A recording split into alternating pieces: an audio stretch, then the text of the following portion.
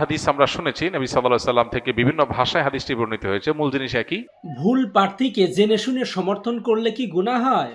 প্রিয় ভাই ও বোনেরা, একটা প্রশ্ন আজ খুব বেশি ঘুরছে মানুষের মনে।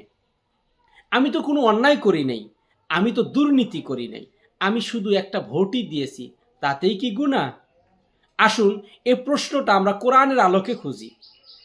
মহান আল্লাহ রব্বুল আলামিন ৫ নম্বর সূরা মায়েদার ২ নম্বর আয়াতে কারিমার ভিতরে ইরশাদ করেন, তাআওয়ানু আলাল বিররি ওয়াত তাকওয়া, তোমরা তাকওয়ার কাজে, ভালো কাজে একে অপরের সহযোগিতা করো। ওয়ালা তাআওয়ানু আলাল ইসমি ওয়াল উদওয়ান, আর পাপ সীমা লঙ্ঘনের কাজে, অন্যায়ের কাজে কেউ কারো সহযোগিতা করিও না। একটু থামুন, কি শুনলেন? মহান আল্লাহ রব্বুল আলামিন অন্যায় কাজে, পাপের কাজে কাউকে সহযোগিতা করতে নিষেধ করেছেন। সহযোগিতা বলতে কি আপনারা শুধু মনে করেন হাতে কলমে সহযোগিতা করা?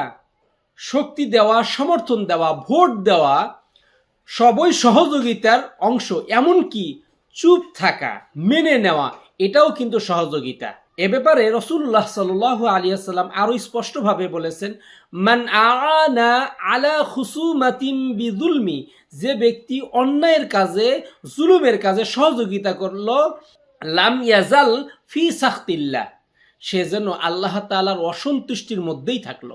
সুনান আবু দাউদ হাদিস নাম্বার 3598। প্রিয় ভাইয়েরা, আপনাদের উদ্দেশ্যেই বলছি, মনে করেন আমি জানি এই ব্যক্তি জালিম, লোকটা মানুষের হক মেরে খায়, মানুষের প্রতি অবিচার করে, অন্যায় করে, তারপরেও আমি বলছি এই লোকটা আমার লোক, এই লোকটা আমার দলের লোক, তাহলে কি আমি আর নির্দোষ থাকি?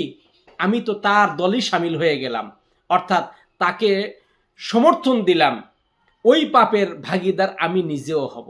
আমি একটা সমসাময়িক উদাহরণ দিতে চাই। অনেকেই আজকাল বলে সবাই তো খারাপ, তাহলে ভোট দেব কাকে? সুতরাং যাকে পাই, যার কাছ থেকে সুবিধা পাই, তাকেই ভোট দিই। কিন্তু ইসলাম কি বলে? সবচেয়ে কম ক্ষতিকর এবং বেশি আমানতদারকে বেছে নাও। ভুল জেনে শুনেও সমর্থন দেওয়া ইমানের দায়িত্ব নয়। আপনারা একটা বিষয় সব সময় জেনে রাখবেন, ভোট দেওয়া হয় কাগজে, কিন্তু সাক্ষ্য লেখা হয় আসমানে।